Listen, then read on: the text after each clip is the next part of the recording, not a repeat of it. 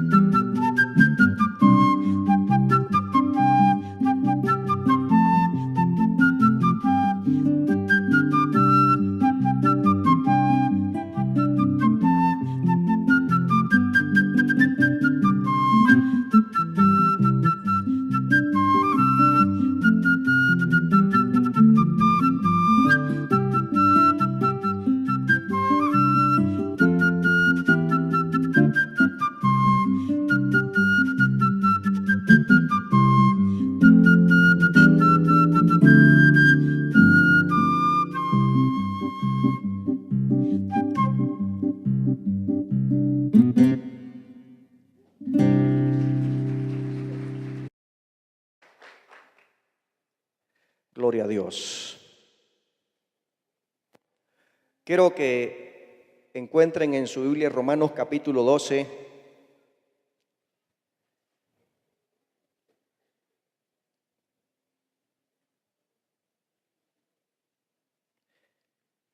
Y vamos a continuar un poquito más con el estudio y la exposición de la enseñanza del apóstol Pablo para nosotros en esta carta. Y a la sección de hoy yo le he titulado Instrucciones de bendición. Y hay tres de estas instrucciones que son las que básicamente quiero decir en la medida de que el tiempo me permita hacerlo, exponerlo ante ustedes. Cuando hablamos de instrucciones o hablamos de mandamientos, pareciera esto tener como un tono un tanto negativo, porque lo asociamos con obligaciones y las obligaciones nos parecen pesadas, nos parecen duras. Pero las instrucciones y los mandamientos que el Señor nos da en su palabra siempre son de bendición y traen gran bendición cuando nosotros las recibimos, cuando nosotros las obedecemos, las aceptamos y las ponemos en práctica. Sobre todas las cosas, producen realmente una gran bendición en nuestra vida. Por eso lo de instrucciones de bendición. Y en los versículos que vamos a ver encontramos tres de estas instrucciones. La primera es sobre amar, y el apóstol nos dice aquí cómo amar, cómo nosotros debemos amar. La segunda es sobre el vivir, el estilo de vida, y el apóstol nos dice cómo vivir. Y el tercero tiene que ver sobre servir al Señor, y el apóstol aquí nos dice cómo nosotros debemos servir al Señor. Así es que hay tres cómo amar, cómo vivir y cómo servir al Señor. Bien, entonces viniendo al texto, Romanos capítulo 12, versículo 9 dice: el amor sea sin fingimiento, aborreced lo malo, seguid lo bueno. Y notamos aquí, en primer lugar, sobre cómo amar, cómo nosotros debemos amar. Y en el versículo 9 que acabamos de leer dice que el amor o el amar, el expresar nosotros amor a los demás, ¿cómo debe de ser? Sin fingimiento. La Biblia nos habla mucho, y Jesús particularmente nos predicó sobre, o más bien en contra de la hipocresía. Sin fingimiento o genuinamente es lo contrario de hipocresía. Hipocresía es falsedad, es apariencia nada más, pero una apariencia falsa. Y dice aquí que nosotros debemos de amar sinceramente a las demás personas. Y entonces es muy importante que cuando nosotros expresamos amor sea real. Cuando usted le dice a alguien que Dios lo bendiga, le da un abrazo, le expresa alguna palabra de cariño, de afecto, eso sea real. Que cuando usted le dona algo a alguien, eso sea real, eso sea genuino, ese acto sea genuino. Hay tantas veces escuchamos, y seguramente mujeres escucharon a aquel hombre que les decía que las amaba y que les daba, ¿cómo que dice la canción? La luna, el cielo y el mar esas tres cosas, fíjese. Y no había ninguna de las tres, ni siquiera la luna. Era pura falsedad. Pura falsedad, nada más sencillamente buscando encontrar sexo, nada más. Y lo demás de afecto y de compromiso, nada de eso, falso. Y también, no solamente en el campo, en el ámbito sentimental, se da frecuentemente esta expresión de afecto falsa, pero en nuestras relaciones interpersonales, y lo que el apóstol no quiere aquí, exhorta, es para que nosotros nos expresemos amor, afecto, pero sin fingimiento, dice, sinceramente. Así es que esto es muy importante. Entonces, el primero, ¿cómo debemos amar? Nos contesta que debemos de amar genuinamente, sinceramente, sin hipocresía, sin falsedad. Número 2, debemos amar, dice, fraternalmente, dice en el versículo 10, amaos los unos a los otros, ¿cómo dice? Con amor fraternal. Por supuesto, hay varias formas o categorías o clases de amar, o cómo nosotros podemos amar, varias formas. Y está el amor sentimental, el enamoramiento, por ejemplo, el amor carnal, digamos. Pero también está el amor fraternal, y el amor fraternal tiene que ver con ese afecto que nosotros tenemos hacia nuestros hermanos, principalmente o primariamente en la carne. Amor entre hermanos, amor de familia, digámoslo así. Y este es un amor muy bonito, es un amor realmente incondicional. Nosotros amamos a nuestros familiares, sean buenos o sean malos, ¿no es cierto? Digo, por lo menos a mí me pasa eso. Con mis hermanos, hay unos de esos hermanos que son impíos realmente, lastimosamente. Oro todavía por la conversión de ellos. Y son impíos, pero son mis hermanos y yo los amo.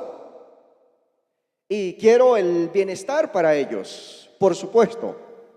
Entonces, ese es el amor de familia, el amor fraterno. Ahora, el apóstol Pablo, cuando dice aquí fraternal, está cogiendo la idea esta del amor entre familia para aplicarlo a otra familia. ¿Cuál familia? La familia de la fe, la familia de la iglesia, la familia cristiana.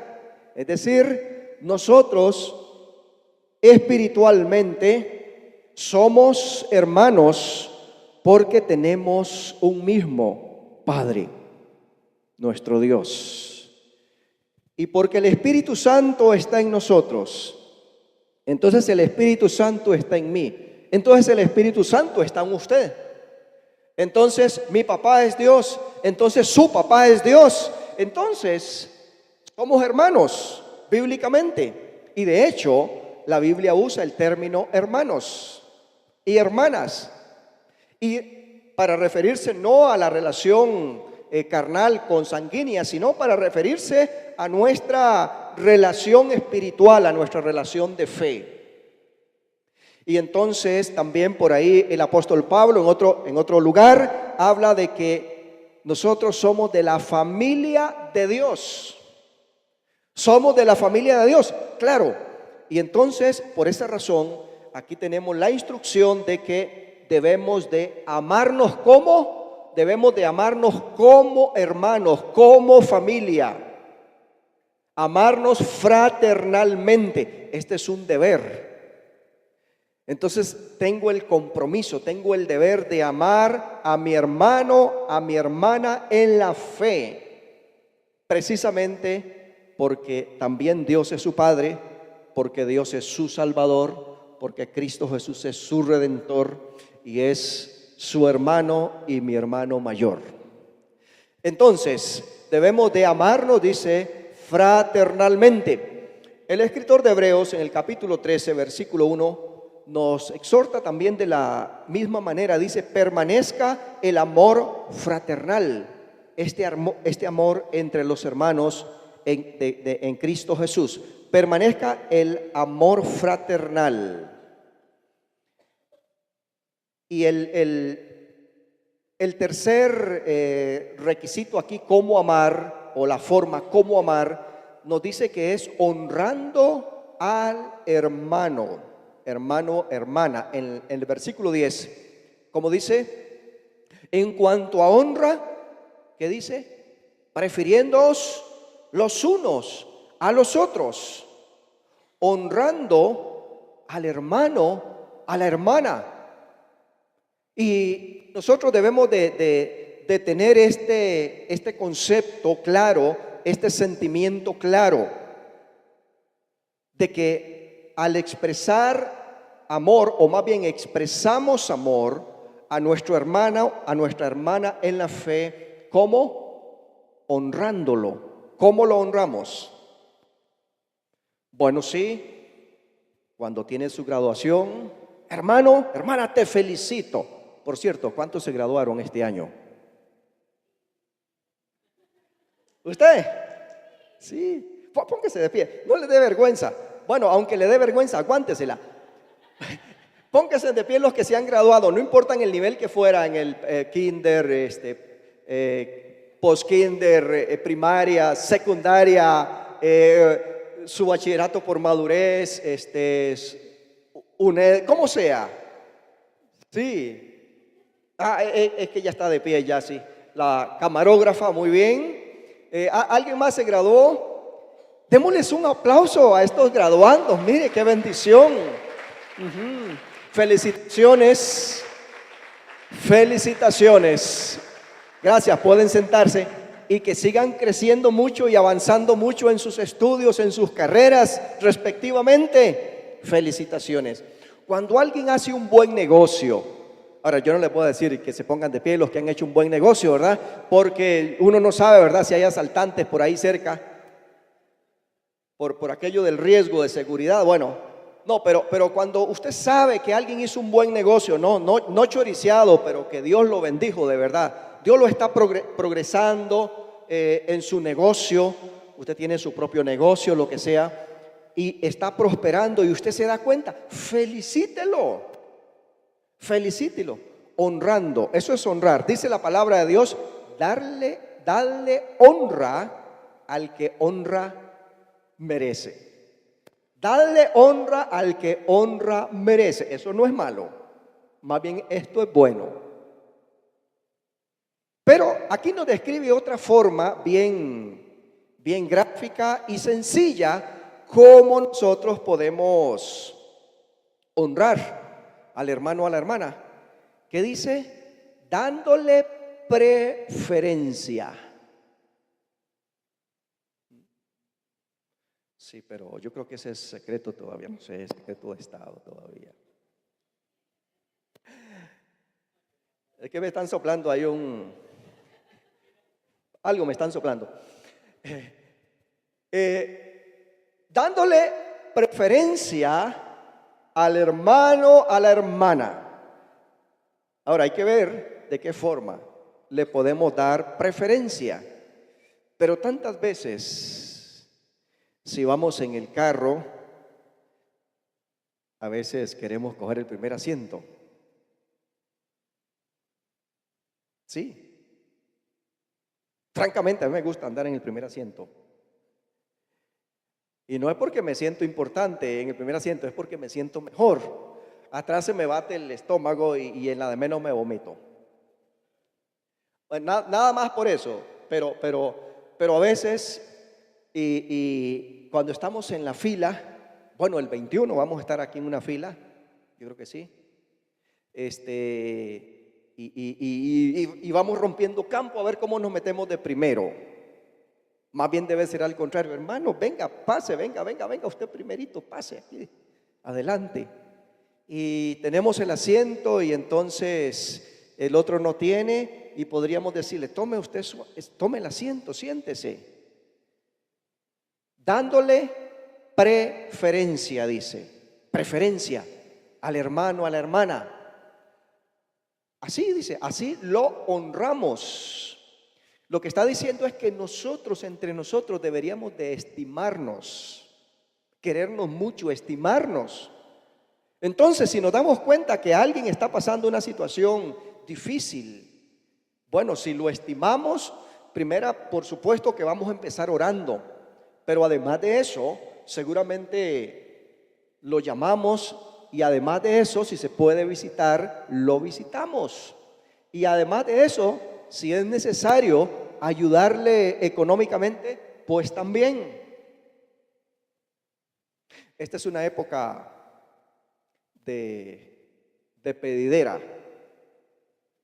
Estos de la Teletón estuvieron pidiendo y pidiendo y encareciendo, ¿verdad? ¿Cuántos? 24 horas seguidas, más de 24 horas seguidas, circuito cerrado, por todo lado. Y está bien, una causa buenísima. Yo espero que usted de alguna forma diera, mandó el mensaje o echó las monedas en el tarro, hizo una transferencia por correo, no sé, por internet, de alguna forma, buenísima la causa y el sueño de Navidad, ¿verdad? Y esas familias en condición realmente paupérrima. Bueno, sí, pero ¿cuándo debemos dar? ¿En diciembre? Siempre, siempre, realmente. Entonces, ese es el punto que sigue. Mire, ¿cómo debemos dar? Versículo 13, compartiendo, ¿cómo dice? Dice aquí, compartiendo para las necesidades de los santos, compartiendo para las necesidades, o sea, las personas que tienen menos o que realmente no tienen nada. Y hay gente que no tiene nada o tiene muy poco, poquísimo tienen. Y entonces nosotros deberíamos de estar atentos para dar. Ahora, noten aquí que la Escritura nos dice que debemos de ayudar prioritariamente ¿a quiénes? A los santos. ¿Quiénes son esos? Los santos, los que viven allá por el sur. No, la zona de los santos. No, esta es una zona de los santos también. Los santos somos los que en Cristo Jesús hemos sido santificados. O como vimos al comienzo, los hermanos.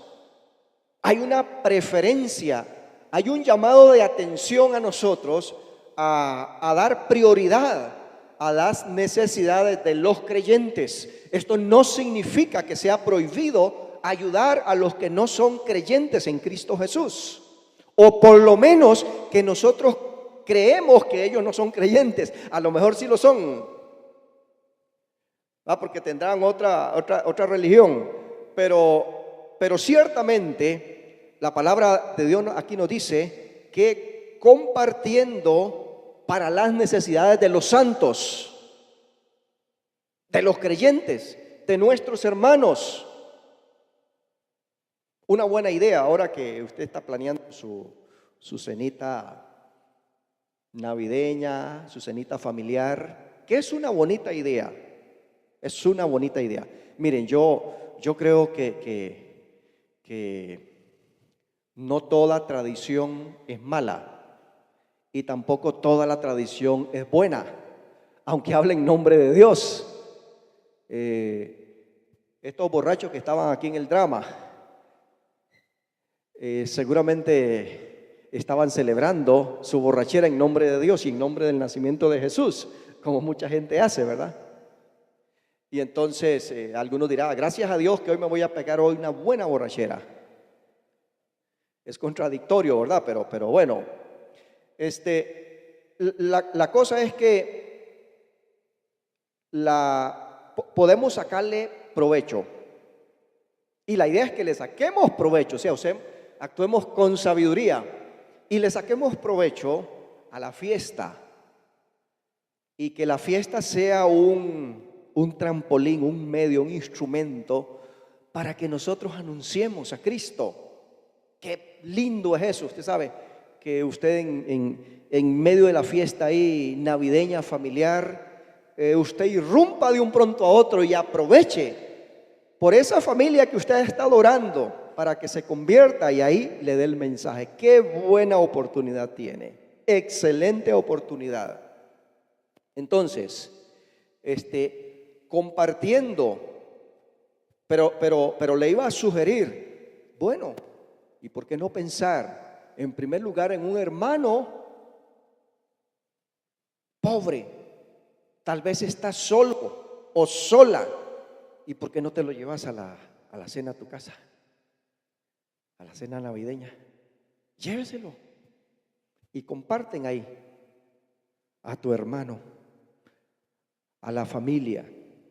Esa familia que anda ya media esquiciada, media perdida o perdida y media. Aproveche el momento y preséntele el mensaje de Cristo Jesús, compartiendo con los pobres de la iglesia. Ahora, esto no se debe hacer solamente en diciembre, por supuesto que no. Esto es un deber de siempre para nosotros. Compartiendo, el apóstol Pablo escribe ahí en Gálatas también, hagamos bien a todos, dice, y mayormente a los de la familia de la fe. Aquí tenemos un deber prioritario con nuestros hermanos en Cristo Jesús. Así es que aquí nos dice compartiendo con los santos que tienen necesidad de la iglesia, dice en el versículo 13. ¿Cómo debemos amar? Otra cosa más, número 5 creo que es, siendo hospitalarios. Ahí está, fíjense, siendo hospitalarios, eso es versículo 13 también dice, practicando la hospitalidad. Practicando la hospitalidad. Una definición de hospitalidad es hospedar o recibir al foráneo, al extranjero. Entonces, yo sé que esto tiene peligros, tiene riesgos y grandes. Pero hay dos razones principales para hospedar, para ser hospitalario.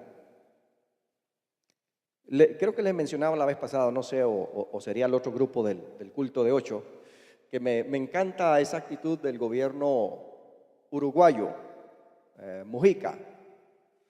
Recibió un montón de gente de Siria, ¿verdad? De Siria, creo. Lindo, qué acto más lindo ese, al extranjero, darle acogida, darle asilo, proveer condiciones como se acomode. Y yo creo que tenemos entre nosotros extranjeros también. Y yo sé que el tema de los extranjeros es un tema con el cual los gobiernos están luchando en los parlamentos, cómo acomodar la situación. Claro que sí, pero fíjese, nosotros tenemos un deber hacia los extranjeros, hacia la hospitalidad. Y la razón por qué Dios dijo, por ejemplo, a Israel, ustedes deben de tratar bien al extranjero. ¿Por qué? Porque ustedes fueron extranjeros en la tierra de Egipto. Es decir, recuérdense que ustedes fueron extranjeros. Entonces, hay que tratar bien al extranjero. Y como decía, esto tiene riesgos. Claro, absolutamente de acuerdo, tiene riesgos. Y tenemos que ser sabios también. Pero hay dos razones especiales por las cuales debemos de ser hospitalarios. Y una es por los hermanos perseguidos. La gente perseguida, la gente que sufre persecución y entonces emigran, van huyendo. Y debemos de apoyar a esos. Y número 2, muy importante también, los siervos de Dios itinerantes. No sé si ustedes conocen esa palabrilla de domingo. Itinerante significa que está de un lado al otro, al otro, al otro. Van con su mochila. No son meramente, como dicen algunos, mochileros. Son predicadores que se desplazan por diferentes lugares con la misión de predicar el evangelio. Yo recuerdo siendo un niño, pasaba un hermano allá por nuestra casa, donde mis padres, de tiempo en tiempo, y él hacía un recorrido.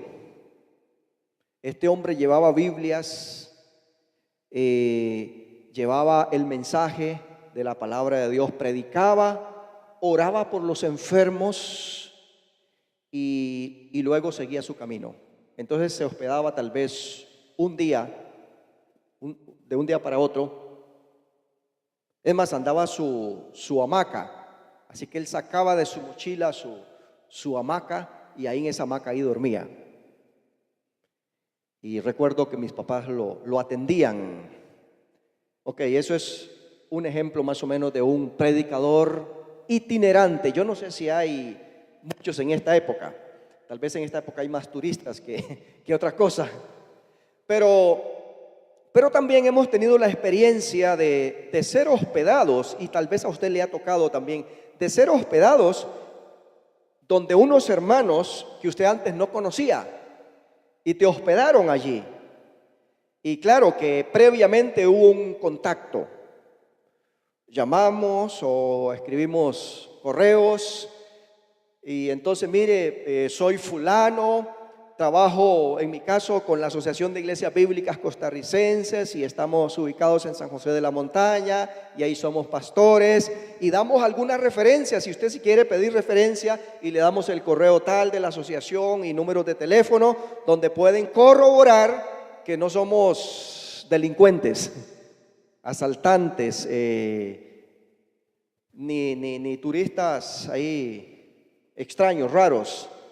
Entonces, ok, nos comunicamos. Y yo creo que sí, deberíamos de tener alguna referencia para que usted no meta a un extraño en su casa y luego lo asalte. Y yo creo que el Señor no quiere que usted exponga a su familia a eso, ni que usted mismo se exponga a eso. Tenemos que tener sabiduría. Y si alguien viene así como predicador itinerante, debería dar un punto de referencia donde nosotros podamos llamar y comunicarnos con esa oficina, con esa asociación, esa entidad, para que nos dé testimonio y tengamos un respaldo, pues. Entonces, pero la palabra dice que debemos de ser hospitalarios. Esto es una bendición, el hospedar. Cuando usted hospeda hermanos, hermanas que andan en una misión o hermanos que necesitan ese hospedaje, pero deberíamos de tener una referencia o algunas referencias. Entonces, la palabra de Dios dice que debemos ser hospitalarios. También el autor de Hebreos en el capítulo 13, versículo 2 dice: no os olvidéis de la hospitalidad, porque por ella algunos, sin saberlo, hospedaron ángeles. Y le voy a decir, si usted una vez es huésped, usted es el que está siendo hospedado, compórtese como un ángel. De verdad, para que aquella gente diga: qué bendición fue que este hermano, esta hermana pasara por aquí, por nuestra casa. Deje una estela, pero una estela de bendición y no de maldición y no de ruina, sino de bendición a esa familia. Cuando Dios nos ha dado la oportunidad de estar hospedados donde algún hermano, algún colega, procuramos de todas las maneras posibles ser de bendición, dejar una bendición allí. Procuramos eso. Así es que sea usted ese ángel que ese hermano próximamente lo va a hospedar a usted. Entonces, ¿cómo ¿Cómo debemos amar? Debemos de amar con sinceridad, debemos de amarnos fraternalmente, debemos amarnos dando honor, dando honra al hermano, a la hermana, y debemos de amar siendo hospitalarios, hospedándonos. Luego, la palabra nos dice cómo vivir aquí. Versículo 9 otra vez. Aborreced lo malo, seguid lo bueno. ¿Cómo vivir? Hay un cierto estilo de vida que se nos expresa, se nos expone en la Biblia. Ahora, hay hermanos que llaman al pastor: ¿es malo tomar de esta agua o es bueno? ¿Qué dice usted, pastor? Mire, tuve un sueño, ¿es de Dios o es del diablo el sueño? Y están preguntando sobre cada cosita, sobre cada detalle. ¿Es malo o es bueno? Y uno tiene que estar en blanco y negro, ¿verdad? Sí, no. Esto sí es bueno, esto sí es malo. Bueno, número uno, usted mismo debe de tener la capacidad de discernir qué es bueno y qué no es bueno. Y en esto de bueno o malo, realmente lo que está en el fondo es qué agrada a Dios y qué desagrada a Dios. Con lo que usted habla, con lo que usted ve, el lugar donde usted asiste, etcétera, etcétera. ¿Agrada a Dios? ¿Agradas a Dios o no agradas a Dios con eso? Y eso es una pregunta que usted debe de tener la capacidad de respondérsela. Y no espere tener al pastor ahí como policía detrás suyo, haciéndole un parte, cobrándole una multa, poniéndolo en disciplina, quiero decir, porque hizo esto que no debería de hacer. ¿Y por qué digo que usted debe de tener la capacidad? Porque usted tiene el Espíritu Santo en usted, ¿no es cierto? Dice que si la conciencia, ¿cómo que dice la palabra? Si la conciencia no te reprende, mayor es Dios. Es decir, el Espíritu Santo en usted, que yo lo veo ahí como sinónimo de la conciencia, o es una conciencia avivada y muy despierta por el Espíritu Santo, que te va a dar testimonio que no, que ese lugar, ese sitio ahí no es bueno para que usted esté en ese sitio. Ahora, si está en un sitio malo y la conciencia suya no le dijo nada, esa conciencia a lo mejor hay que despertarla. Dice, Pablo habla de verdad de tener la conciencia cauterizada. Eso significa encallecida, significa dura. Encallecida es cuando se le hace a uno la piel dura en ciertas partes del cuerpo, por ejemplo en la mano. Y entonces ya uno puede hasta cruzar una aguja y no siente nada, porque está encallecida. Bueno, puede ser que tengamos una conciencia ya fría, encallecida, y entonces me da lo mismitito estar en la fiesta ahí del bailongo impío, y me da lo mismitito estar aquí en el culto de alabanza al Señor. Bueno, me da lo mismitito ir a meterme al bar ahí, estar comiendo y bebiendo con los borrachos, como dice la Escritura, o estar en otro sitio más, de un ambiente más sano. Puede ser que la conciencia se endurezca y se haga insensible a lo malo, pero normalmente, en términos normales, usted y yo debemos de tener el discernimiento, el conocimiento espiritual y el testimonio de Dios en nosotros, uno por el Espíritu Santo y dos por el conocimiento de la palabra en usted. Oiga, si la palabra no te guía, entonces ¿qué te va a guiar? Así es que usted debería de saber qué le agrada, qué no le agrada al Señor. ¿Qué dice aquí? Dice, aborrezcan lo malo. Amado hermano, usted y yo como hijos de Dios, como creyentes en Cristo Jesús, santificados por el Espíritu Santo, templo del Espíritu Santo, deberíamos de tener un odio hacia lo malo. ¿Qué es lo contrario de aborrecer? Amar.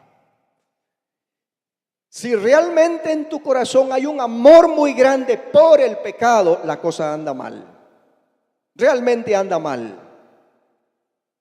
Y como digo, no estoy hablando de que tenemos que andar como policías detrás de usted. No. Fíjese que le es suficiente que para el Señor lo mismo le son las tinieblas que la luz. Y que de dónde me iré de tu espíritu y de tu presencia. Si en cualquier lado allí está, absolutamente allí está. Entonces, pero si hay un amor,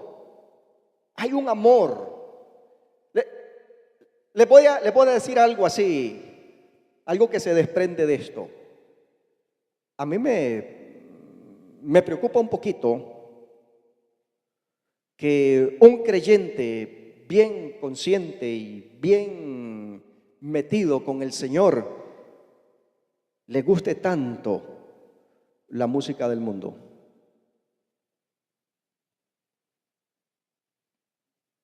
Porque la palabra dice, si alguien está alegre, ¿qué debería hacer? Lo dice el apóstol Santiago.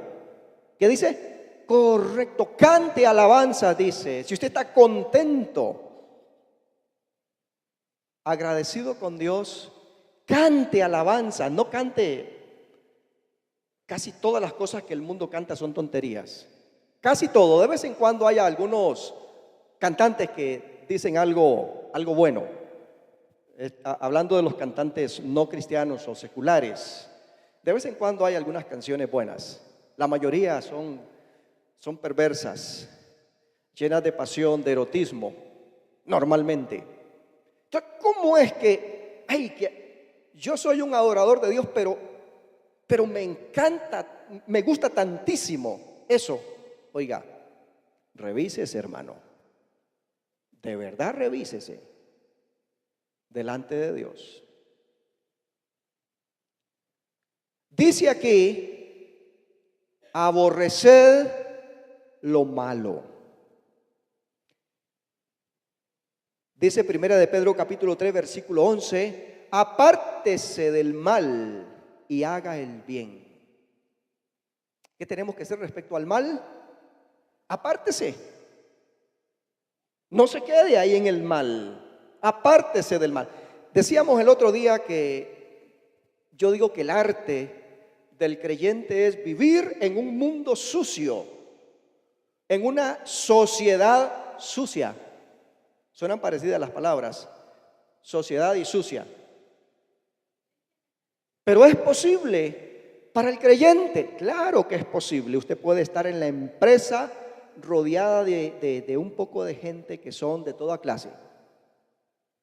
Sí. Y usted no contaminarse como ellos.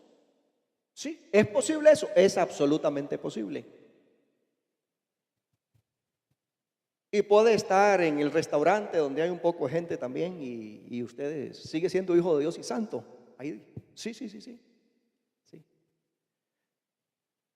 Pero otra cosa es que a usted le encante, usted ame frecuentar lugares donde se practica realmente pecado y a usted le encanta ese sitio, le encanta ese ámbito. Eso dice que hay problemas espirituales con usted. Por eso dice, aborreced lo malo. Hebreos 1:9, has amado la justicia y aborrecido la maldad. La maldad, amados hermanos, es incompatible con Dios. Tenemos que aborrecer la maldad. Tenemos que aborrecer el pecado. Tenemos que aborrecerlo, odiarlo realmente. Pero si uno empieza, ay, qué pecado más lindo este. Todos son feos, pero este sí es lindo. Hermano, cuídese, cuídese, cuídese.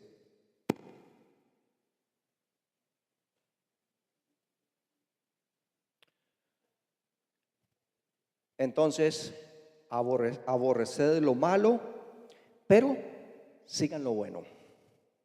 Sigamos lo bueno. Este es el llamado de parte de Dios para nosotros, para honrarlo. Vamos a detenernos aquí por razones del tiempo, pero, amado hermano, el llamado que tenemos es un llamado realmente a honrar, a agradar a Dios, a vivir para Él. Y vivir para Él es lo que va a traer bendición a tu vida y a la mía. Vivir para Él. Y puede ser que tengamos una lucha interna, que realmente me gusta el pecado. Realmente como que no siento que estoy odiando al pecado. Bueno, yo creo que Dios quiere ayudarte. Dios quiere ayudarte para que usted lo ame más a Él y ame menos al pecado. Póngase en pie, vamos a orar.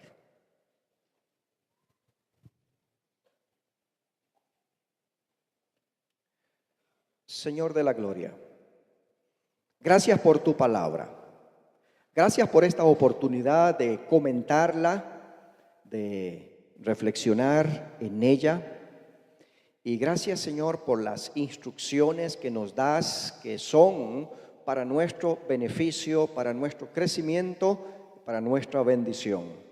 Te ruego, Señor, que nos ayudes a todos los que estamos aquí, para que en medio de un mundo lleno de pecado, cargado de maldad, realmente por doquier que vamos, nosotros te sirvamos, te agrademos y vivamos al estilo que nos marcas en tu palabra. Sigamos tus instrucciones. Te rogamos, Señor, que nos fortalezcas, que nos ayudes y que en medio de un mundo malo podamos alumbrar con esa luz de Jesús y podamos dar sabor como la sal de la tierra y tu nombre sea exaltado y la gente te conozca no por un fanatismo religioso, te conozca, Señor, por un estilo de vida real, genuino, que va a impactar a los demás. Señor, bendice a este pueblo, guárdalo, Señor, guárdanos a todos y fortalécelos y protégenos en todos los caminos. Al regresar a nuestras casas o a los destinos en este día, pedimos esa bendición tuya, esa dirección para todos en Cristo Jesús, Señor nuestro. Amén.